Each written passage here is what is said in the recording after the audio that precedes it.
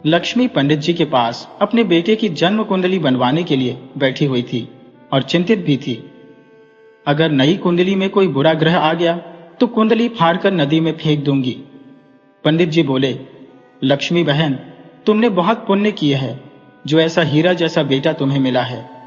बस इसकी कुंडली में एक बात मुझे परेशान कर रही है लक्ष्मी बहन, क्योंकि यह सदा तुम्हारे पास नहीं रहेगा। यह नाम तो रोशन करेगा पर तुमसे दूर रह के। तब लक्ष्मी कहने लगी, यह भविष्यवाणी तो उसके जन्म के वक्त उसकी दादी ने कर दी थी, क्योंकि लक्ष्मी ने घोर मूल्य में पुत्र को जन्म दिया था। दादी ने कहा था, अरे लक्ष्मी, तूने घोर मूल्य में बेटा जना है, यह सारे घर के लिए भारी रहेगा, बस खुद के लिए ही भला करेगा। जैसे सूर्य की रोशनी सबको देती है पर पास जाने पर जलाती है, वैसा ही कुछ है तेरा बेटा। चाहे जो भी हो, लक्ष्मी की तो आंखों का तारा था। लक्ष्मी ने बड़े प्यार से उसका नाम रुद्र रखा था, उसके जीवन का सूर्य था। रुद्र के होने से ही लक्ष्मी के जीवन में बसंत आया था। गांव में पहले शादी ब्याह आज की तरह नहीं होते थे। लड़कियों की छोटी उम्र में ही शादी हो जाती थी। जब लड़की चौका बासन करना सीख जाती थी, समझो वह विवाह योग्य हो गई। उस समय लड़कियों को ज्यादा पढ़ाया लिखाया नहीं जाता था। लक्ष्मी और उसकी जेठानी में ज्यादा फर्क नहीं था। लक्ष्मी की शादी के समय उसकी उम्र करीब 16 साल रही होगी और तभी उसके फेरे हो गए थे और वह ससुराल विदा होकर आ गई थी। कमला उसकी दूर की रिश्तेदार थी। कमला ने लक्ष्मी को देखा और अपने छोटे भाई के लिए पसंद कर लिया। क्योंकि कमला चाय नाश्ते की जिम्मेदारी निभा रही थी, तभी उसका विवाह अपने छोटे भाई से कर दिया। यहाँ कमला की गोद तो 1 साल में ही भर गई। वही लक्ष्मी एक बेटे के लिए तरस गई थी। लक्ष्मी का पति भी इस बात से दुखी होकर संन्यास लेकर कहीं निकल गया था। उसने घर बार छोड़ दिया था, लेकिन उसे पता नहीं था कि उसकी पत्नी 2 महीने की गर्भवती थी। जाने कितनी मन्नतों के बाद रुद्र का जन्म हुआ। उसके जन्म लेते ही डॉक्टरों ने कह दिया कि उसे बचाना मुश्किल है, पर अपने लाडले को सीने से लगाए रात रात भर जागकर लक्ष्मी ने उसे जीवित रखा। कमला के बेटे सुरेश और रुद्र में 10 साल का अंतर था। जहां एक तरफ सुरेश सीधा साधा घर का आदर्श पुत्र था, वहीं रुद्र सिर्फ घर का ही नहीं, पूरे गांव का सिरदर्द था। अपनी मंडली के साथ वह कभी किसी के अनार के बगीचे से हाथ साफ कराता, कभी किसी के लहलहाते सेब के बगीचे से एकदम तोड़ लाता, कभी किसी की भैंस खोल देता तो कभी किसी की दुधारू गाय का दूध बछड़े को पिला देता। गांव की औरतें उसकी मां को ताने मारती और कहती, लक्ष्मी, तुम्हारा लाडला पंचायत बैठेगी, जाने सरपंच जी क्या निर्णय ले। रुद्र के कारनामे सबसे निराले थे। वह सबसे अलग था, जैसे भगवान शिव ने उसे खास मिट्टी से बनाया था। बचपन से दादी के अत्याचारों का परिणाम यह हुआ कि उसे अत्याचार शब्द से नफरत हो गई। रुद्र ने कभी अन्याय करना या सहना नहीं सीखा। किसी के साथ गलत होते देखता तो उस पर झपट पड़ता। घर पर शिकायतें आधी अधूरी ही पहुंचती, बताने वाले अपनी गलती छिपा जाते।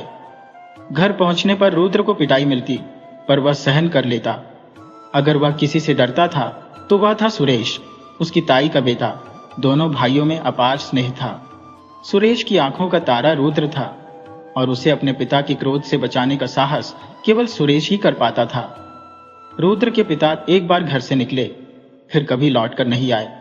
कोई कहता बाबा बन गए, कोई कहता किसी डेरे में डेरा डाला, तो कोई कहता बड़े संत ज्ञानी हो गए। लोग अटकलें लगाते रहते, लेकिन ऐसा कौन सा संत ज्ञान है जो पत्नी और परिवार को बिना पतवार के अकेला छोड़ दे। अब पूरे घर की जिम्मेदारी सुरेश के पिता पर थी। उन्होंने सुरेश और रुद्र दोनों को समान प्रेम दिया। जितना प्रेम सुरेश से करते, उतना ही रुद्र से भी। इसी कारण जब नाराज होते तो रुद्र की पिटाई भी उतनी ही होती, लेकिन उनसे प्रेम भी बहुत करते थे। रुद्र छोटा और शरारती था, इसलिए उसकी कुटाई जब तब हो जाया करती थी। लेकिन ताऊजी के डर से बचाने के लिए सुरेश हमेशा उसके साथ खड़ा रहता था। रुद्र को टीवी देखने का भी बड़ा शौक था। दूसरों के घर टीवी देखने के लालच में वह गांव भर का दिहाड़ी मजदूर बन जाता। कभी किसी का राशन लाता, कभी किसी की आलू की बोरियां उतरवाता। उसका दिमाग इतना तेज था कि जब तक दुकानदार अपनी कलम से जोड़ घटाव करता, तब तक वह मोल भाव निपटा चुका होता। उसका गणित का सारा ज्ञान जीवन से जुड़ा था। स्कूल पहुंचते ही गणित की कक्षा में उसे बुखार आने लगता था। उसे किताबें पढ़ने का बहुत शौक था और स्कूल की लाइब्रेरी की लगभग हर किताब कई बार पढ़ चुका था। उसकी दादी हमेशा कहती, मेरा रुद्र कलेक्टर बनेगा, देख लेना। लेकिन स्कूल उसे कभी भाया नहीं। सर्दियों के दिन थे और 11वीं की कक्षा लगी थी। कक्षा के एक लड़के नाहर ने गाना पहला नशा पहला खुमार सुना और उसे बहुत गंभीरता से लेकर क्लास की रमा को प्रेम पत्र गुलाब के साथ भेज दिया। रमा ने चिट्ठी जिस लड़के के हाथ भेजवाई, उसने पूछा तो उसने बरगद के चबूतरे की ओर इशारा कर दिया। नाहर वहीं खड़ा था, लेकिन रुद्र भी वहीं था। रमा मन ही मन रुद्र को अपना मान चुकी थी। उस चिट्ठी में लिखने वाले का नाम नहीं था। वह मुस्कुराती हुई रुद्र तक पहुंची और उसका हाथ थाम लिया। उसी वक्त प्रिंसिपल सर की गाड़ी वहां आकर रुकी। रुद्र अपना हाथ खींचता, उससे पहले रमा ने हाथ हटा लिया, लेकिन प्रिंसिपल की अनुभवी आंखें सब कुछ भांप गईं। पूछताछ पर रमा ने चिट्ठी प्रिंसिपल के हाथ में रखकर खुद को बेगुनाह बताया और रोते रोते रुद्र की ओर इशारा कर दिया। प्रिंसिपल ने रुद्र की खाल उधेड़ दी, पर वह चुपचाप पीड़ा सहता रहा। प्रिंसिपल की मार का बदला उसने ब्याज सहित नाहर से ले लिया था। रुद्र की इतनी कुटाई की कि उसके बाद नाहर स्कूल नहीं आया। नाहर के मन में रुद्र के लिए हमेशा के लिए नफरत बैठ गई। रमा के घर पर चिट्ठी कांड का पता चलने पर 2 महीने बाद ही रमा का विवाह हो गया। किसी तरह वह साल बीता। अगले साल की पढ़ाई के लिए सुरेश ने रुद्र को रुद्रपुर शहर भेज दिया। स्कूल खत्म कर रुद्र का दाखिला शहर के कॉलेज में हो गया। वक्त बदलते देर नहीं लगती। सुरेश पढ़ाई समाप्त कर चुका था और उसकी सरकारी नौकरी लग गई थी। घर पर सुरेश के लिए लड़की देखी जा रही थी, लेकिन अच्छा कमाने वाला सज्जन लड़का विवाह के लिए हमेशा ही अयोग्य साबित हो रहा था। इस बार बिना किसी को बताए एक चाल चली गई। जितनी तस्वीरें आई, उनमें से पार्वती की तस्वीर पर सुरेश की मां कमला की नजर अटक गई थी। गोरी दुबली और नाजुक पार्वती चेहरे से मासूम और भोली लग रही थी। कमला और लक्ष्मी को भी लड़की बहुत पसंद आई। गांव में अब भी पुराना अदब कायदा था। सिर्फ लड़का लड़की की फोटो बदलने से विवाह प्रस्ताव हो जाते थे। वहां से कन्या की फोटो आई और यहां से लड़की की फोटो भेजी गई। सुरेश देखने में बुरा नहीं था, पर बचपन में हुए चेचक के दाग से उसका चेहरा प्रभावित था। इधर रुद्र बिल्कुल कपूर जैसे गोरा था। ताई आज उसी चेहरे को दिखाकर अपनी होने वाली बहू को रिझाना चाह रही थी। पार्वती के घर जो तस्वीर पहुंची, उसमें 2 लड़के बैठे मुस्कुरा रहे थे। एक सुरेश था और दूसरा रुद्र। कमला के भाई ने बड़ी चालाकी से बातें बनाई कि बड़ों को एक ही नौकरी में रिझा लिया और पार्वती को दूसरे चेहरे ने। पार्वती ने न किसी से खुलकर पूछा और न ही किसी ने उसे बताना जरूरी समझा। पार्वती को लगा कि उसके लिए रुद्र का रिश्ता आया है। मन ही मन उसने रुद्र को अपना पति मान लिया और अगले महीने पड़ने वाले गौरा जी के व्रत को दिल से कर लिया। विवाह हुआ और नववधू घर आ गई। शाम को कुलदेवी के मंदिर में पूजा के समय जब उसने रुद्र को भाग भाग कर हल और नारियल लाते देखा, तो नई नवेली दुल्हन चौंक कर घूंघट पलट दिया। अपने पति का चेहरा देखकर वह दंग रह गई। नई जगह पर वह बेचारी किससे पूछती और क्या पूछती। अपने पति से भी वह कुछ कह नहीं सकती थी। उसे यह भी नहीं पता था कि उसे छोटे भाई की तस्वीर दिखाई गई है। उसकी आंखें सब कुछ कह गईं, लेकिन किसी को कुछ समझ नहीं आया। कमला सब समझ गई थी। लक्ष्मी बोली, तेरा चौरा कुछ करता धरता नहीं है, शहरी से वापस भेज दो, शायद कुछ पढ़ लिख जाए। कॉलेज का भी बहुत खर्चा कर रखा है इसने, जाने कहां से ऐसे कपड़े पहनता है। ताई ने पूछा, कहां से आते हैं तेरे पास इतने रुपए? रुद्र ने हंसकर कहा, ताई डाकू बन गया हो, बैंक लूटता हो, खूब रुपये बना लेता हो, फिर तुझे और माँ को भी एक एक महल बनवा दूंगा। लेकिन पार्वती का मन विचलित हो गया। जिसकी तस्वीर ने उसकी कितनी रातें जागते हुए बिता दी थी, आज उसे अपने आसपास देखना दुख दे रहा था। पार्वती का मन अजीब सा होकर रह गया था। सुबह से उठकर अपनी गृहस्थी में लगी पार्वती खुद को व्यस्त रखती थी, लेकिन जैसे ही रुद्र की झलक दिखती, उसकी बेचैनी बढ़ जाती। वह मन ही मन चाहने लगी थी कि जब तक उसकी और सुरेश की गृहस्थी की गाड़ी पटरी पर ना आ जाए, तब तक रुद्र कहीं दूर चला जाए। सुरेश के दोस्त की शादी थी जो पड़ोसी गांव में थी। सुरेश को भी वहां अपनी पत्नी पार्वती को साथ ले जाना था। लेकिन इसके लिए घर भर से सहमति लेनी पड़ी थी। कमला तो नई बहू को बाहर घूमने जाने के लिए तैयार नहीं थी, लेकिन जिद्दी बेटे के आगे उसकी एक नहीं चली। लक्ष्मी ने पारो को सजा संवार कर उसके कान के पीछे काला टीका लगा दिया। पार्वती ने पूछा, काकी यह टीका क्यों लगाया है? लक्ष्मी ने हंसकर कहा, अरे क्यों नहीं, मेरी बहू है, अभी तो सोने जैसी है, किसी की नजर ना लगे। पार्वती की आंखें डबडबा गईं। इतना प्यार तो उसे अपने मायके में भी नहीं मिला था। उसकी सौतेली माँ और बहनें उसे नौकरानी से अधिक कुछ नहीं समझती थी, इसलिए उसके विवाह के लिए भी घर में ज्यादा पूछताछ नहीं की गई थी। अपने आंसू पोंछकर उसने काकी सास के पैर छुए और उन्होंने उसे अपने सीने से लगा लिया। खूब खुश रहो बिटिया, अपने पति का सुख पाओ, हलो फूलो सदा सुहागन रहो। लक्ष्मी ने भी उसे आशीर्वादों की झड़ी लगा दी। मुस्कुराकर खड़ी हो गई और सुरेश की आवाज आ गई, पारो जल्दी आओ। सुरेश और पारो शादी में चले गए। वापस आ रहे थे तो रुद्र अपने दोस्तों के साथ टकरा गया। सुरेश ने कहा, तू यहाँ क्या कर रहा है? तुझे तो शहर जाना था ना? रुद्र ने जवाब दिया, भैया कॉलेज कैंटीन का रामदीन बहुत बीमार था, अकेला आदमी था, घर पर ही दवा ले रहा था, कल अचानक चल बसा। उसने मुझे गांव का पता बताया था, हम लोग मिलकर उसे यही ले आए, लेकिन पता चला कि अब उसका इस दुनिया में कोई नहीं रहा। बस उसका क्रियाक्रम निपटा कर आ रहा हूं। सुरेश ने कहा, अच्छा सुन, अब पारो के साथ घर जा, मुझे कुछ काम से जाना पड़ेगा। सुरेश के यह कहते ही पारो घबरा गई। नहीं, ऐसे आप काम पर कैसे जा सकते हैं? पारो ने कहा, आप भी घर तक चलिए मेरे साथ, फिर वहां से काम पर चले जाना। सुरेश ने समझाया, पार्वती कल दिल्ली से ऑडिट के लोग आ रहे हैं, पिछले महीने भर से उसी की तैयारी में लगा था। अगर अजीत की शादी ना होती तो मैं एक दिन की भी छुट्टी नहीं लेता। ये मेरा खास दोस्त था, इसलिए उसकी शादी में आना पड़ा। अब बस उसकी तैयारी फाइनल हो जानी है। और परेशान क्यों हो? रुद्र तुम्हारे साथ है, बस थोड़ी दूर डिपो से बस मिल जाएगी, मैं कल शाम तक घर आ जाऊंगा। सुरेश ने दोनों को बस में बैठाकर विदा किया। पारो थकी हुई थी, जल्द ही नींद की आगोश में चली गई। उसने अनजाने में अपना सिर रुद्र के कंधे पर रख दिया। रुद्र भी थका हुआ था, लेकिन वह पारो को किसी भी तरह का कष्ट नहीं देना चाहता था, इसलिए चुपचाप बैठा रहा। पूरे रास्ते पारो आराम से सोती रही। रुद्र का दामन हमेशा पाक रहा है, खासकर लड़कियों के मामले में। यही बात नाहर को सबसे ज्यादा चुभती थी, जो बचपन का दोस्त था, लेकिन अंदर से रुद्र से जलता था। वह हमेशा मौके की तलाश में रहता था कि कैसे रुद्र की बेइज्जती की जाए। बस में नाहर भी गांव जा रहा था।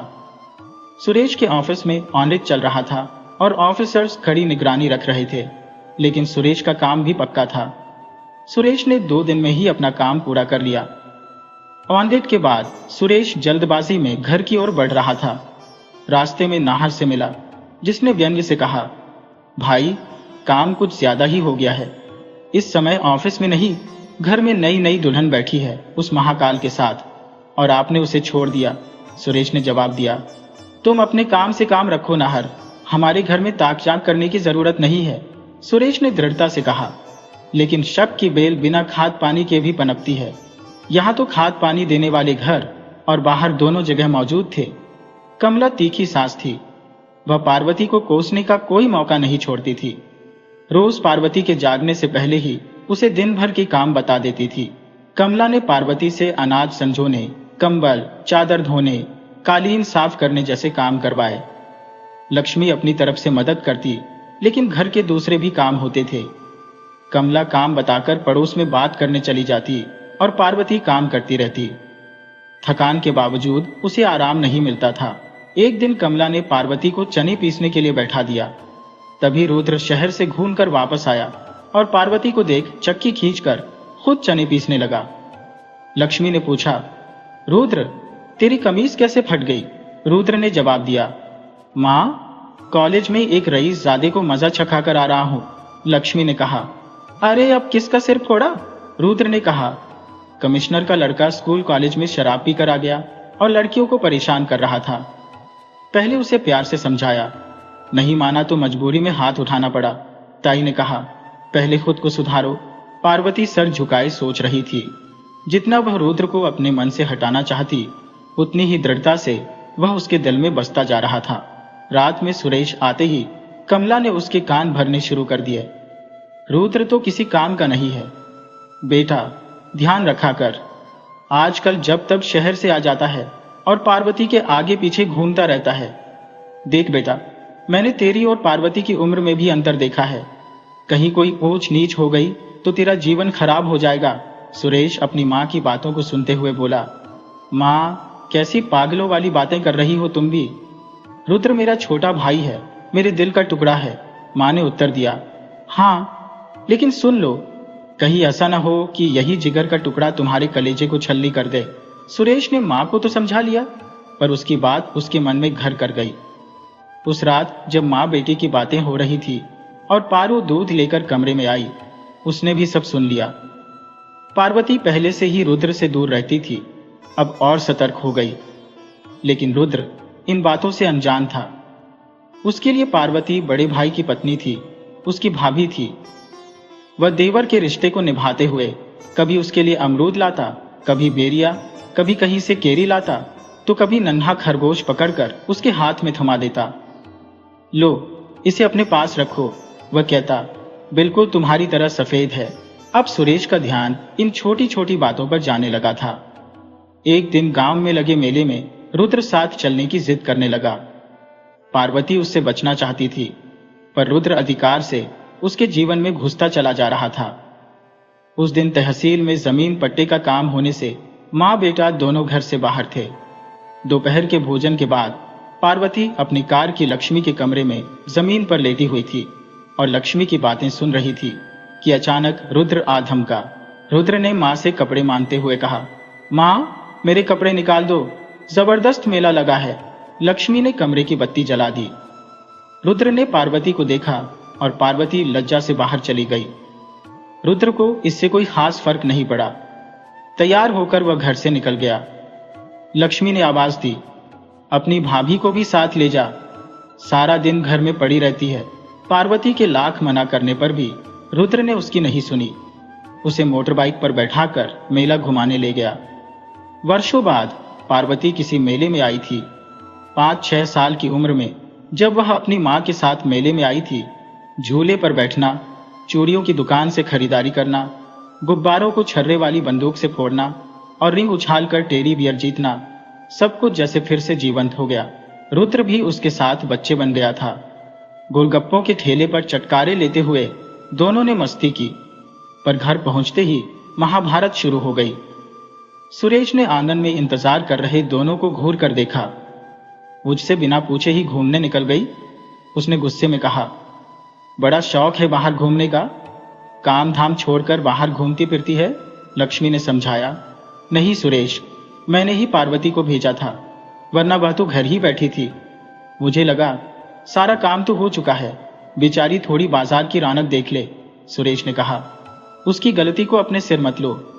देखो, ये कोई वक्त है घर लौटने का? जाना ही था तो कम से कम रात का खाना तो बना जाती। अब इनके घूमने फिरने के कारण आपको और माँ को सारी रोटियां बेलनी पड़ी ना। पार्वती आंखों में आंसू लिए अंदर चली गई। रुद्र गाड़ी उठाकर वापस बाहर निकल गया, लेकिन उस रात पार्वती सो नहीं पाई। सुरेश का गुस्सा दुर्वासा ऋषि जैसा था। रात भर उसकी बेल्ट और लात घूंसे सहते हुए पार्वती के आंसू थम नहीं रहे थे। जब कोई व्यक्ति संकीर्ण मानसिकता अपना लेता है तो उसे सच्चाई का भान भी नहीं रहता। वह धीरे धीरे अपने मन में एक जटिल ताना बाना बुन लेता है, जिससे बाहर निकलना असंभव होता है। सुरेश भी सामान्य देवर भाभी के रिश्ते को प्रेमी प्रेमिका का रूप देने लगा। सुरेश, जो पहले कभी पार्वती से ऊंची आवाज में बात नहीं करता था, अब हर छोटी बड़ी बात पर उसे डांटने लगा। कभी गुस्से में उसकी थाली फेंक देता तो कभी चाय ठंडी होने पर बिना पिए ही छोड़ जाता। सुरेश अब शराब भी पीने लगा था और अक्सर बिना किसी वजह के झगड़ा शुरू कर देता। जब एक आदमी अपनी औरत पर हाथ उठाता है तो उसे रोकना मुश्किल ही नहीं, नामुमकिन सा हो जाता है। पार्वती को सब समझ आ रहा था, लेकिन वह करती भी क्या?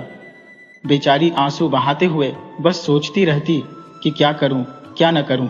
रुद्र से भी वह कुछ नहीं कह सकती थी, क्योंकि उस रात के बाद रुद्र घर नहीं लौटा था। उसे यह पता था कि पार्वती पर अत्याचार हो रहा है, पर सुरेश भी उसे सता रहा है। इसका उसे बिल्कुल भान नहीं था। ताई की नफरत से वह बचपन से ही वाकिफ था, लेकिन वह इसे ताई का सामान्य स्वभाव ही समझता था। उसकी ताई उसकी सुंदरता से जलती थी, यह तो उसे पता था, पर ताई की जलन की गहराई का अंदाजा उसे नहीं था। रुद्र के कॉलेज में छात्र संघ के चुनाव की तैयारी चल रही थी। इस वर्ष उसका फाइनल ईयर था और उसी की कक्षा से चुनाव में एक लड़का खड़ा हो रहा था। कॉलेज में सालों से एक ही पार्टी का दबदबा था और वही पार्टी के गुंडे कॉलेज में अपनी धौंस जमाते थे। कुछ बार रुद्र का सामना भी उनसे हुआ था, पर उसने ध्यान नहीं दिया था। एक शाम वह अपने कमरे में बैठा राजनीति शास्त्र की किताबें पढ़ रहा था कि दरवाजे पर जोर से दस्तक हुई। उसने दरवाजा खोला तो सामने उसका रूममेट अनिकेत खड़ा था, जगह जगह से कटा फटा। अनिकेत उसे अंदर खींच लाया और बोला, क्या हाल बना रखा है? क्या हुआ? अनिकेत बोला, भैया जी के गुंडे कैंटीन में आ गए और अपनी मनमानी करने लगे। अब तो हद हो गई है, किसी को इनके खिलाफ खड़ा होना होगा, वरना ये जिंदगी नर्क बना देंगे। रुद्र को गुस्सा तो आया, लेकिन उसने खुद को संभाल लिया। तुम डरते रहोगे तो वो डराते रहेंगे, रुद्र ने कहा। अब तक उनसे भागने की बजाय उनका सामना नहीं करोगे तो वे ऐसे ही सर पर चढ़कर नाचेंगे। तुम खुद क्यों नहीं खड़े होते उनके खिलाफ? अनिकेत बोला, भाई इतनी हिम्मत होती तो ऐसे मार नहीं खाता। रुद्र ने मेडिकल किट लाकर उसकी पट्टी की और उसके लिए चाय और बिस्कुट लाया। अनिकेत ने कहा, आज भी खाना नहीं बनाया तूने? रुद्र हंसकर बोला, क्या करूं भाई, किताब पढ़ने बैठता हो तो कुछ और याद ही नहीं रहता। चाय पी, मैं फटाफट तेरे लिए कुछ बनाता हूं। रुद्र ने रसोई में जाकर 2 प्लेटों में नाश्ता बनाया। तभी गांव के मुन्ना काका कमरे में आए, हाथ में मिठाई का डिब्बा लिए। उन्होंने डिब्बा रुद्र और अनिकेत की तरफ बढ़ाते हुए कहा, रुद्र बेटा, हमारी बेटी की शादी तय हो गई है और जमीन का विवाद भी सुरेश ने सुलटा दिया है। बहुत खुश है हम।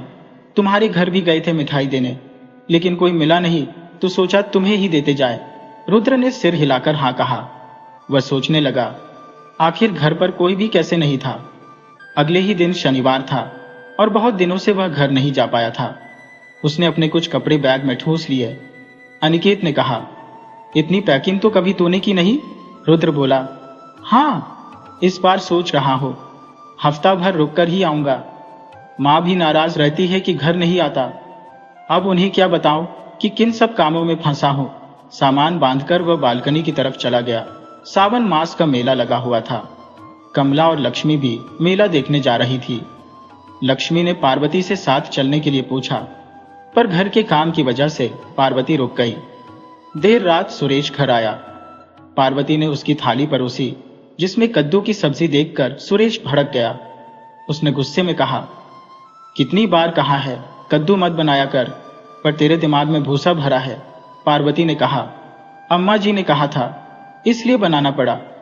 मैं अभी कुछ और बनाकर ले आती हूं। सुरेश चिल्लाने लगा, बस कर, ये पतिव्रता वाला नाटक। मुझे सब पता है, मेरे पीछे तुम दोनों के बीच क्या चल रहा है। इसी के लिए कद्दू बनाया है ना? मुझे पता है, रुद्र को कद्दू बहुत पसंद है। पार्वती बोली, ऐसा नहीं है, आप गलत समझ रहे हैं। सुरेश ने गुस्से में कहा, अब तू मुझे समझाएगी? तेरी इतनी हिम्मत? मेरे घर में सब मेरे हिसाब से चलता है, वरना छोटी पकड़कर खींचकर बाहर फेंक दूंगा। एक बार रात भर ओस में पड़ी रहेगी, तब अक्ल ठिकाने आएगी। पार्वती ने कहा, आप इतना नाराज क्यों हो रहे हैं? बैठिए, मैं कुछ और बनाकर ले आती हूँ। सुरेश ने गुस्से में थाली उठाई और पार्वती पर फेंक दी। वह तेज बारिश में बाहर निकल गया। शक से भरी आंखों के पीछे खड़ा रुद्र ये सब देख रहा था। हर शनिवार कॉलेज की छुट्टी के बाद वह घर आता था, पर इस बार बहुत समय बाद लौटा था। रुद्र सोच रहा था, इतने दिनों बाद घर आऊंगा तो सब कितने खुश होंगे, पर जो उसने सुना उस पर विश्वास नहीं हुआ। उसने सोचा भाई के पीछे जाऊं, पर पलटकर कमरे में चला गया। पार्वती रो रही थी। रुद्र ने अपने रूमाल से उसके बहते खून को साफ किया और चुपचाप मरहम पट्टी करने लगा।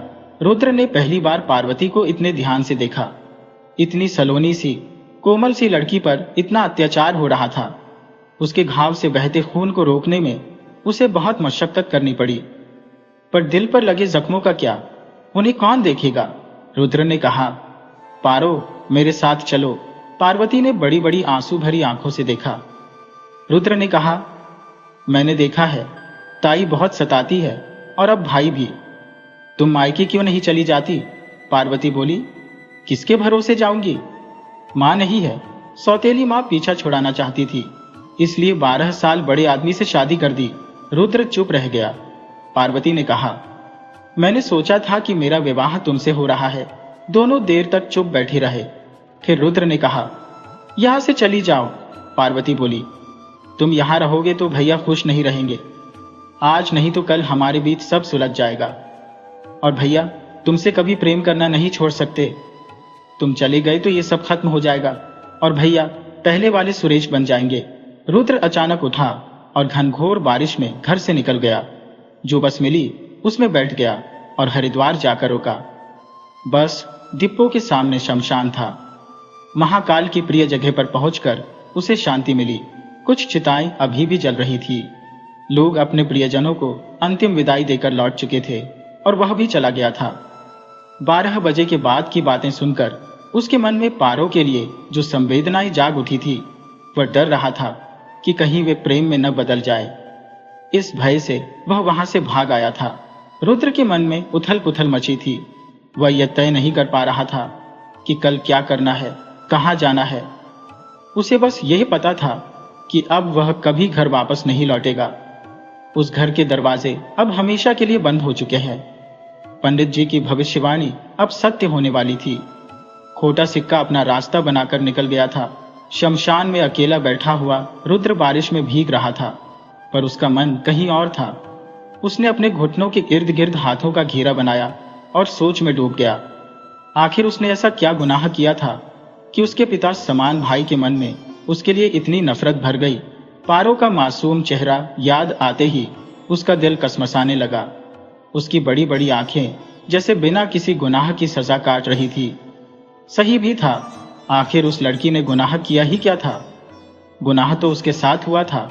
उसकी तस्वीर दिखाकर भाई ने शादी करवा दी। रुद्र सोच रहा था कि अगर पारो से उसका विवाह हुआ होता तो क्या वह इस सब से बच पाता? शायद नहीं, शायद हां। उसकी नजरों में पारो सीधी सादी सुंदर सी लड़की थी। भैया को उसे फूलों की तरह सहेज कर रखना चाहिए था, पर भैया ने उसे रौंद दिया। वह बेचारी सांस तक नहीं ले पा रही थी। रुद्र अपने विचारों में खोया रहा और वहीं उसे नींद आ गई। सुबह नींद खुली तो उसने अपना बैग उठाया और पास की चाय की दुकान पर जा बैठा। एक कप गर्म चाय पीते ही उसकी आत्मा जाग उठी। मन ही मन उसने तय कर लिया कि अब उसे घर वापस नहीं जाना है। कहीं न कहीं उसके मन में भी पारो के लिए कोमल भावनाएं उभरने लगी थी। उसने अपने सर को झटका देकर वहां से उठ खड़ा हुआ।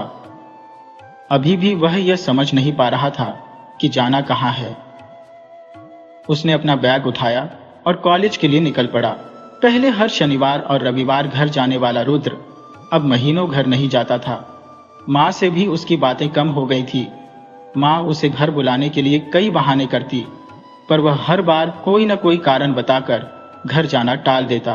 कॉलेज में छात्र संघ चुनाव की तैयारियां चल रही थी। शहर के रईसों के लड़के उस पार्टी का नेतृत्व कर रहे थे जो हमेशा चुनाव जीतती थी। ऐसे में किसी साधारण विद्यार्थी का उनके काम के बीच कुछ भी कहना या करना उनके लिए असहनीय था। लाइब्रेरी में एक तरफ बैठी तोता मैना की जोड़ी परीक्षाओं के लिए प्रोजेक्ट बना रही थी। उन लड़कों में से एक ने उस लड़की के चेहरे के पास सिगरेट का धुआं उड़ा दिया। लड़की के पास बैठा उसका दोस्त गुस्से में उठ खड़ा हुआ और लाइब्रेरी के नियमों के अनुसार सिगरेट पीना मना बताया। तभी एक लड़के ने उसे जोरदार थप्पड़ मार दिया। रुद्र का गुस्सा उबल पड़ा। उसने उन लड़कों पर प्रहार करना शुरू कर दिया। उसके हाथ में जो भी आया उसी से वह प्रहार करता गया। रुद्र उन 7-8 लड़कों पर अकेला भारी पड़ गया था। सब अपने अपने जख्मों को संभालते हुए गिरते पड़ते अपने नेता के पास रुद्र की शिकायत लेकर पहुंचे। रुद्र के साथी भी सहमे हुए थे। उस जोड़े की भी रूह कांप गई थी। अब जाने क्या होगा रुद्र का अगली सुबह। पर जिसने मसान की मिट्टी से तिलक कर अपने जीवन की शुरुआत की थी, उसे अब किसी नेता का डर नहीं था। उसने खुद अपने माथे पर कफन बांध रखा था। उस रात रुद्र के मन में थोड़ी ठंडक थी। हालांकि उसके दोस्त डरे हुए थे, लेकिन वह निश्चिंत अपनी खाट पर लेटा। खुले आसमान में छाए तारों को देख रहा था। धीरे धीरे उसने आंखें मोल ली। उसकी आंखों के सामने दो दुबली सी हरी चूड़ियों से भरी नाजुक कलाइयां दूध का गिलास थामे खड़ी थी। चौंक कर उसने आंखें खोल दी। उसके आसपास कोई नहीं था। उन कलाइयों पर उसका नहीं, उसके भाई का हक था। वह नाहक ही परेशान हो रहा था। उसने कहा था कि तुम चले जाओ रुद्र, हमारे बीच सब ठीक हो जाएगा। और बस उसी बात को मानकर वह वहां से चला आया था। वह अपनी सोच में गुम था। तभी उसके दरवाजे पर किसी ने जोर से दस्तक दी। रुद्र के दोस्त भी जा चुके थे। एक ने दरवाजे की झिर्री से झांक कर देखा। बाहर सुबह वाली गुट के लड़के और उनका नेता खड़ा था। रुद्र के अलावा बाकी दोनों दोस्तों के प्राण सूख गए। आज तो अंत निश्चित है, यही सोचकर दोनों ने हनुमान चालीसा का पाठ करना शुरू कर दिया। रुद्र ने दरवाजा खोलते हुए कहा, मैं पहले ही साफ कह देता हूं कि मेरे की का बदला मेरे दोस्तों से नहीं लिया जाएगा। जरूरत हो तो मुझसे निपट लो, लेकिन इन दोनों को हाथ लगाया तो उसका हाथ काट डालूंगा। दरवाजे पर खड़े लड़कों ने रुद्र की हुंकार सुनी और पीछे हट गए। उनका नेता राजवीर सामने आ गया। क्यों बौराए हुए हो भाई? समुद्र मंथन से निकला जहर पी बैठे हो क्या? राजवीर ने पूछा। रुद्र ने कहा, क्या काम है राजवीर? साफ साफ बताओ और यहां से निकलो। राजवीर, जिसे कॉलेज में भैया जी के नाम से जाना जाता था, रुद्र की बात सुनकर अंदर आ गया। हमारी पार्टी में शामिल होने का प्रस्ताव लेकर आया हूं, राजवीर ने कहा। इस बार के कॉलेज इलेक्शन में हमारी पार्टी जीतेगी और हम तुम्हें अध्यक्ष बना देंगे। बोलो, मंजूर है? रुद्र ने कुछ देर सोचने के बाद धीरे से सिर हिला दिया। उसे पता था कि भैया जी अच्छे आदमी नहीं है, लेकिन फिर भी उसने पार्टी में शामिल होना स्वीकार कर लिया। समय अपनी तेज रफ्तार से बीतता गया। रुद्र ने कॉलेज की पढ़ाई के साथ साथ कॉलेज की सक्रिय राजनीति में कदम रखा।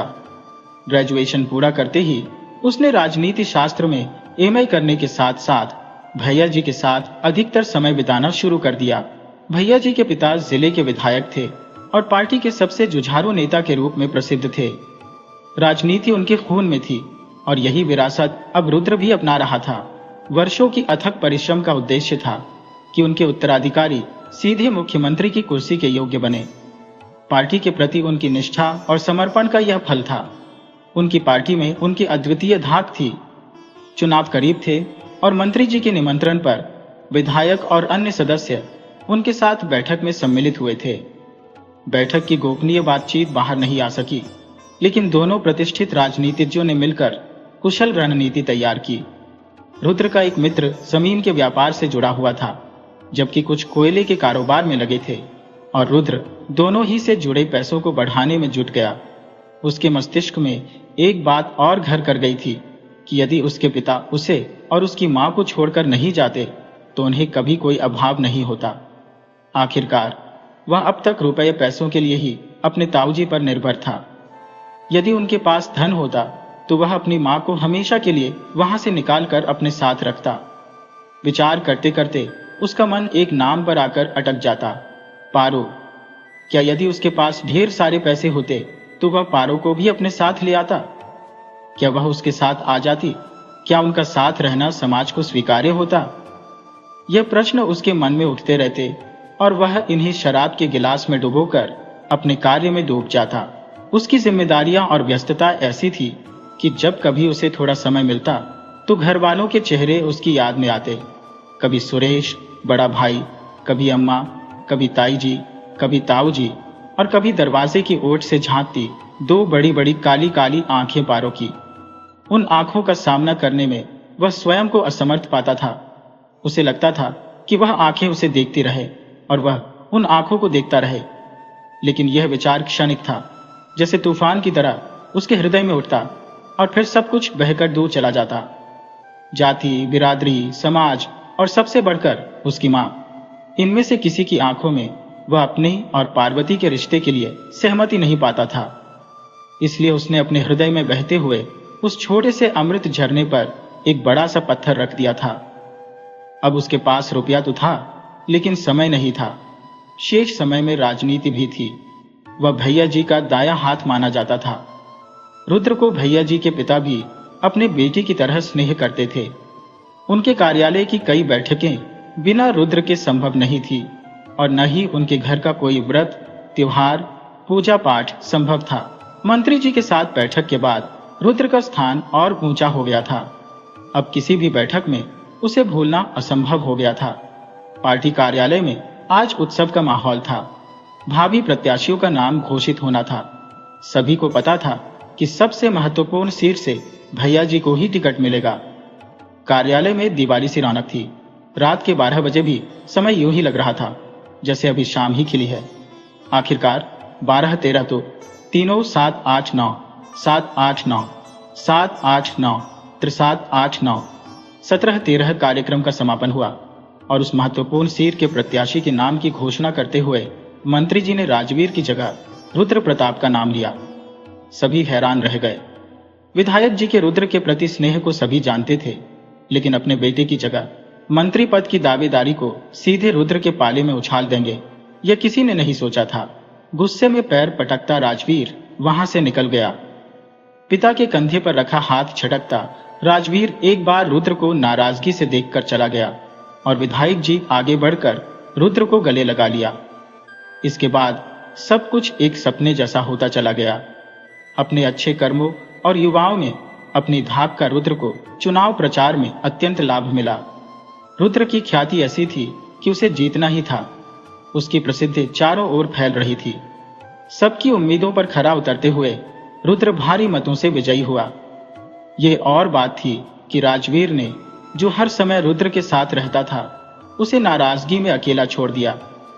रुद्र के बार बार मनाने पर भी राजवीर ने फिर उस दिन के बाद उसका चेहरा नहीं देखा।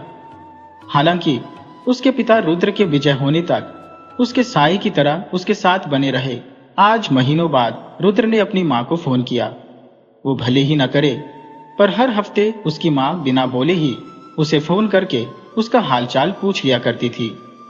बिना पूछे ताया जी और ताई जी की भी खबरें सुना देती थी, पर जिसके बारे में जानना चाहता था उसके बारे में कुछ नहीं कहती थी।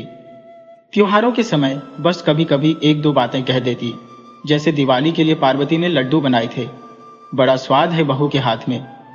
या होली पर तेरी ताई ने बहू को मायके नहीं जाने दिया, बेचारी जब से ब्याह कर आई है मायके का मुंह तक नहीं देखा। इससे ज्यादा वो ना बताती थी और ना ही रुद्र पूछता था। आम चुनाव जीतने के बाद उसे मंत्री जी को धन्यवाद देने जाना था, पर इससे पहले जाने क्यों उसने अपनी खुशी साझा करने के लिए अपनी मां को फोन लगाया। मां की जगह ताई ने फोन उठाया।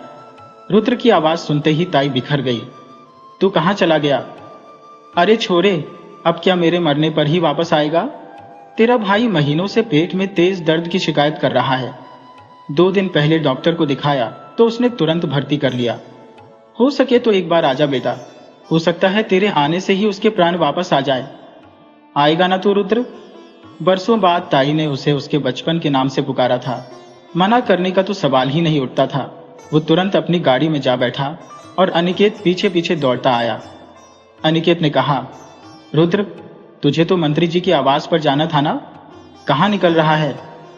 रुद्र ने कहा, घर जा रहा हूं भाई, बड़े दिनों बाद घर से बुलावा आया है, कल तक वापस आ जाऊंगा। मंत्री जी को समझा देना कि मैं कल आकर उनके पैर छूकर धन्यवाद दूंगा। और फिर रुद्र हवा से बातें करती हुई अपनी गाड़ी में निकल पड़ा। गांव की गलियां उसे बुला रही थी। हवा से बातें करती रुद्र की गाड़ी गांव की ओर भागती जा रही थी और साथ ही यादों के बवंडर उसके दिमाग में उठ रहे थे। 5 सालों से उसने गांव नहीं आया था और अम्मा के अलावा किसी से बात भी नहीं की थी, लेकिन छिप छिपाकर ही सही उसका दोस्त श्याम उसे सुरेश दादा और पार्वती की खबरें दे दिया करता था। अब वह बारिश में भीगता हुआ घर से निकला था। श्याम उसे ढूंढता हुआ उसके शहर वाले घर पर पहुंचा था। उस रात श्याम के साथ उसने पहली और आखिरी बार शराब पी थी और उसी बहकावे में सुरेश भाई के शक और अत्याचार की बातें सुनाई थी। इस संसार में शायद श्याम ही था जो उसके दिल की बात समझता था। श्याम ने बताया था कि सुरेश, जो पहले कभी कभार पीता था, अब रोज पीने लगा है। ताऊ जी का भी संकोच नहीं रह गया था। रात दिन नशे में डूबा सुरेश भाई ऑफिस के काम में भी चूक करने लगा था। पहले दिन के काम में कोई गड़बड़ी नहीं करता था, अब आए दिन कोई न कोई काम बिगाड़ देता है। श्याम से ही उसे सुरेश और कभी कभी पारो के बारे में भी खबरें मिलती थी। रुद्र को पता चला कि पारो की हालत कुछ ठीक नहीं है। उसकी शादी के 5 साल हो गए थे, पर गोद नहीं भरी थी। ताई सारी खींच उसी पर निकालती थी। रुद्र सोचता, किस मिट्टी की बनी है यह औरत, क्यों अपने प्रति हो रहे अन्याय के खिलाफ नहीं बोलती। विचारों में मग्न रुद्र अपने गांव कब पहुंच गया, उसे पता ही नहीं चला। घर की ओर गाड़ी मोड़ने के बजाय वह सीधा अस्पताल की ओर चला। उसकी गाड़ी से उतरते ही मां दौड़ती हुई आई और उसे सीने से लगा लिया। मां ने बिना बोले ही जाने कितने वर्षों की शिकायत और उलाहने आंसुओं में बहा दिए। बेटे के सीने से लगी मां रोती रही और बेटा उसके सर पर हाथ फिराकर सांत्वना देता रहा। मां को संभालकर एक ओर करके रुद्र ताऊ जी और ताई जी की ओर बढ़ गया। दोनों को प्रणाम करके उसने सिर उठाया तो ताई जी की आंखें दबदबा आई और रुद्र को सीने से लगाकर वो भी रोने लगी। शायद परिस्थितियां इंसान को ऐसे ही कमजोर कर देती है। आज तक अपने बेटे के गर्भ में झूमती, अपने सामने किसी को कुछ नहीं समझने वाली ताई जी आज ईश्वर की करनी के सामने सिर झुकाए खड़ी थी। उन्हें समझ में नहीं आ रहा था कि उन्होंने जो किया उसका परिणाम इतना घातक हो सकता है। अपने कड़वे स्वभाव के कारण ही उन्होंने हमेशा पारो को नाखूनों के नीचे दबाए रखा था। उनकी सोच थी कि अगर पति अपनी पत्नी के साथ बहुत खुश रहेगा तो मां को भूल जाएगा और घर में पारो का राज चलने लगेगा। इसी उलझन में कमला ने अनजाने में ही सही अपने बेटे के घर में आग लगा दी थी और आज उसकी आंखों के सामने उसका अपना बेटा झुलस गया था। पश्चाताप के आंसू बहाने पर भी उसे कुछ वापस नहीं मिल पा रहा था। रुद्र भी अपने आंसू नहीं रोक पा रहा था।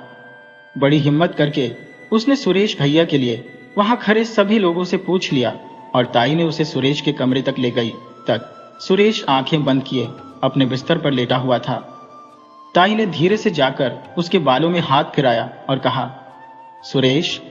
तो सुरेश ने आंखें खोल दी। सामने रुद्र खड़ा था। रुद्र को देखकर सुरेश की आंखें डबडबा गईं। उसने एक हाथ से धीमे से रुद्र को अपनी ओर बुलाया। रुद्र रोते हुए उसके सीने से लगा और दोनों भाइयों के आंसू नहीं रुक रहे थे। इन आंसुओं में इतने सालों के गिले शिकवे और शिकायतें सब बह गईं। सुरेश का रुद्रपुर किया न्याय बह गया और रुद्र की सारी नाराजगी दूर हो गई। यही तो होता है रक्त का संबंध। चाहे कितने भी दिन अलग रह लें, लेकिन एक दूसरे की तकलीफ इन्हें आपस में बांध के ही रखती है। सुरेश की बीमारी ने उसे लाचार कर दिया था। उसे दिखने लगा था कि उसका अंतिम समय आ गया है और इसी मानसिक भाव ने उसे करुणा से भर दिया था। अब वह एक बार फिर पुराना सुरेश बन गया था, जिसे रुद्र जानता था। डॉक्टरों ने सुरेश के लिए जवाब दे दिया था। उसकी हालत आज रुद्र को देखकर कुछ ठीक लगने लगी थी। 4 दिनों में सुरेश के मुंह में एक दाना भी नहीं गया था। आज रुद्र के हाथों से उसने मुश्किल से दलिया खा लिया था। घर भर के लोगों को आस बंध गई थी कि शायद सुरेश ठीक हो जाए। रुद्र का हृदय मुस्कुरा उठा था। उसे लगने लगा कि अब सब अच्छा हो जाएगा। अगर भैया ठीक हो गए तब तो पारो भी खुश रहेंगी, और अगर वो खुश रहेंगी तो उससे मीलों दूर रुद्र भी जी उठेगा। पहली बार पार्वती के बारे में सोचते हुए उसका मन खिल उठा। उसे लगा कि वह भैया और पार्वती के जीवन में फिर से रंग भर देगा। अपनी सोच में डूबा मुस्कुराता रुद्र भैया का हाथ थामे बैठा था कि उसके दोस्त विनय का फोन आ गया। विनय ने कहा, रुद्र तू ठीक तो है ना? रुद्र ने कहा, हाँ मैं ठीक हूँ, बिल्कुल ठीक हूँ। गांव आ गया हूँ। आज ही सुबह अनिकेत को बताकर आया हूँ। उसने तुझे बताया नहीं? तो विनय ने कहा, भाई अनिकेत का बहुत बड़ा एक्सीडेंट हो गया है, उसका बचना मुश्किल है। रुद्र ने कहा, ये क्या बोल रहा है यार? वो तो मेरे कार्यालय की गाड़ी में ड्राइवर के साथ निकला था, फिर कैसे उसका एक्सीडेंट हो गया? रुद्र की बात को बीच में ही काटते हुए विनय ने कहा, भाई जो बताने जा रहा हो जरा ध्यान से सुनना। अभी तू जहां है फिलहाल वहां से 10-12 दिन कहीं मत निकलना। तेरी सुरक्षा के लिए कह रहा हूं। रुद्र ने कहा, मैं समझा नहीं। विनय ने कहा, भाई तुझे मारने का प्लान बनाया जा रहा था। मेरे दोस्त तुझे याद है विधायक महोदय ने कुछ 2-4 महीने पहले मंत्री जी से मुलाकात की थी। उस मुलाकात में मंत्री जी के एक बॉडीगार्ड के अलावा और कोई नहीं था, पर उसे भी मंत्री जी ने कुछ 10 मिनट के लिए ही किसी काम से बाहर भेज दिया था और उसी समय विधायक महोदय और मंत्री जी ने यह साजिश रची थी।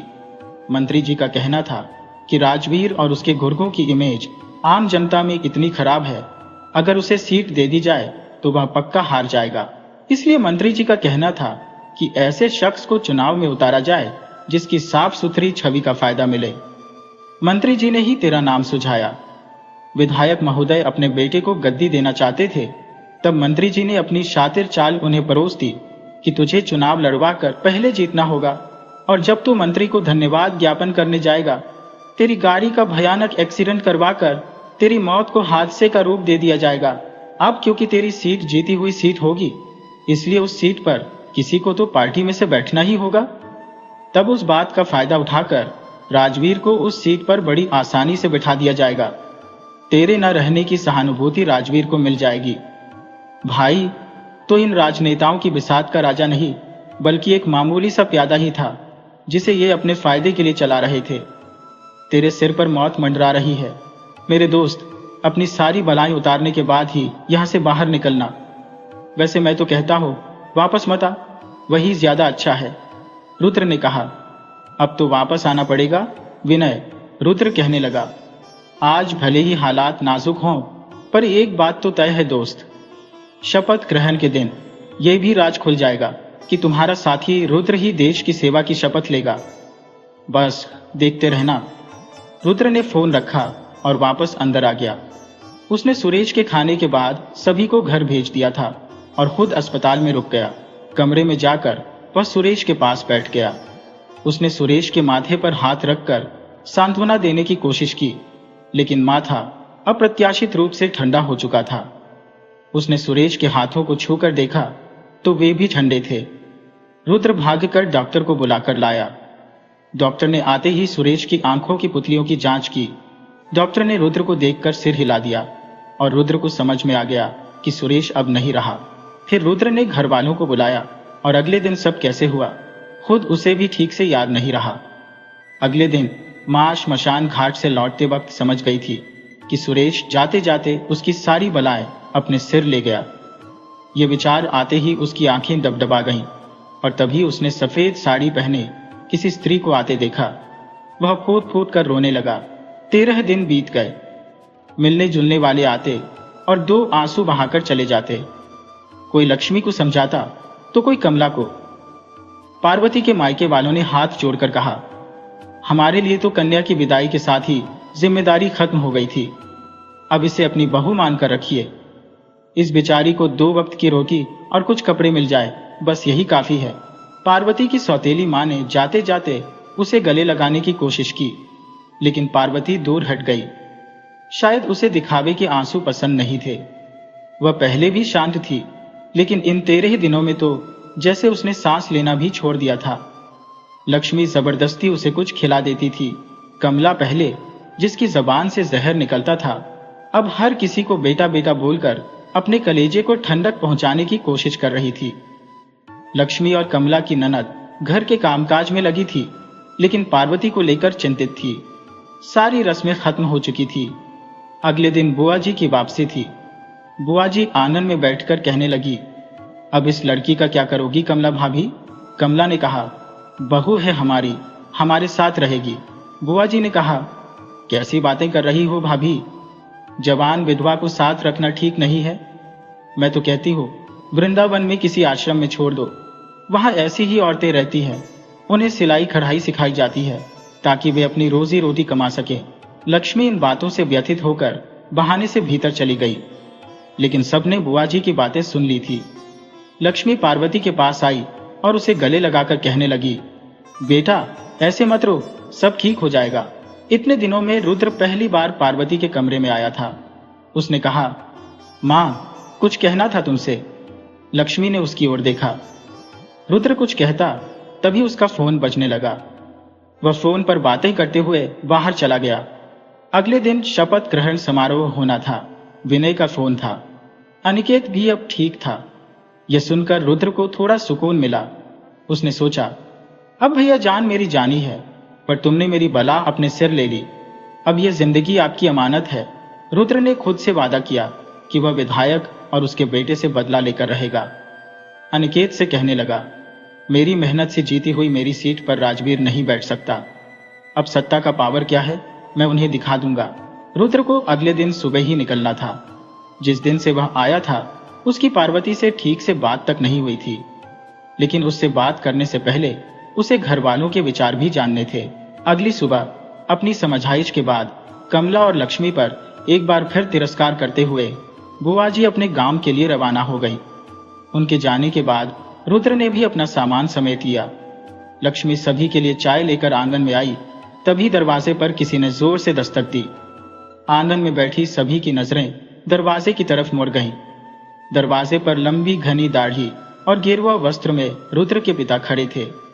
भतीजे की अचानक मृत्यु से विरक्त हुए सन्यासी को वापस गृहस्थ जीवन में लाया गया था। भीतर आकर उन्होंने अपनी बड़ी भाभी और भाई के चरण स्पर्श किए और बैठ गए। रुद्र ने अपने पिता के पैर छुए और एक ओर खड़ा हो गया। पिता ने कहा, तुझे किसी महत्वपूर्ण कार्य के लिए शहर जाना था ना, तो जा, देर मत कर। अब तेरे नाम का सूर्य उदय होने जा रहा है। रुद्र कभी अपने पिता को कभी अपनी मां को देखता खड़ा रहा। लक्ष्मी ने अपने आंसू पोंछकर अपने पति के चरण स्पर्श किए। उन्होंने कहा, एक गिलास पानी देना और चाय भी बना देना। याद रखना, मैं कप में चाय नहीं पीता। मेरे लिए अम्मा का कलई वाला ग्लास निकाल देना। कई सालों बाद पति के मुख से अपना नाम सुनकर लक्ष्मी का मन पिघल गया। आंसू पोंछती हुई वह रसोई में बड़े मन से चाय बनाने चली गई। तभी दबे पांव दीवार की ओट में खड़ी पार्वती को भी उन्होंने देख लिया। वे कहने लगे, इधर आओ बेटी। पार्वती धीरे से उनके पास पहुंची और उनके चरण स्पर्श किए। उन्होंने पूछा, तुम्हारा नाम क्या है? पार्वती ने कहा, जी पार्वती। नाम सुनते ही उन्होंने पीड़ा और कष्ट से आंखें बंद कर ली। जब हम मानव उसकी बनाई दुनिया से मनमानी करने लगते हैं तो ऐसा ही होता है, उन्होंने कहा। उनकी कही बातें किसी को समझ नहीं आई। उन्होंने पार्वती के सिर पर हाथ रखा और कहा, सदा खुश रहो बेटी। फिर उन्होंने रुद्र की तरफ देखा और कहा, यह तेरी जिम्मेदारी है। कमला, जो अब तक सिसक रही थी, बोली, लल्ला जी, आपने मेरी लाज रखी। आपका योग और कारुण्य मैं जीवन भर नहीं भूल पाऊंगी। रुद्र ने सिर झुकाए खड़ा रहा। लक्ष्मी के चेहरे पर प्रसन्नता थी, लेकिन पार्वती दृढ़ता से बोली, मुझे यह रिश्ता मंजूर नहीं है। इससे सभी के चेहरे पर निराशा की छाया फैल गई। रुद्र ने ताई से इजाजत ली और पार्वती के कमरे तक गया। क्या हुआ पारो? रुद्र ने पूछा। पार्वती बोली, मुझ पर किसी तरह का एहसान करने की जरूरत नहीं है रुद्र। तुम ये बिल्कुल मत सोचना कि मैं बहुत दुखी हूं। मैंने अपनी पढ़ाई वापस शुरू कर दी थी और नौकरी के लिए आवेदन भी दे दिया है। अब तुम शहर चले जाओ। यहाँ अम्मा, बाबूजी और काकी की जिम्मेदारी मैं ही संभाल लूंगी। रुद्र ने एक बार फिर सबके पैर छुए और बाहर निकल गया। लक्ष्मी का खोटा सिक्का अब अपनी मंजिल पहचान चुका था। पिछली बार के पलायन और इस बार के निर्गमन में बहुत फर्क था। पिछली बार वह सब कुछ छोड़कर गया था। इस बार वह आत्मविश्वास से भरकर सफलता की गद्दी पर विराजमान होकर वापस लौटने की उम्मीद में जा रहा था। और इस बार वह पार्वती को मनाने की कोशिश जरूर करेगा।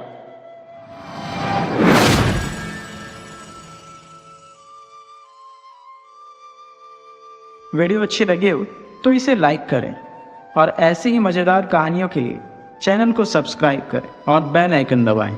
ज़्यादा से ज़्यादा अपने दोस्तों को शेयर करें। धन्यवाद।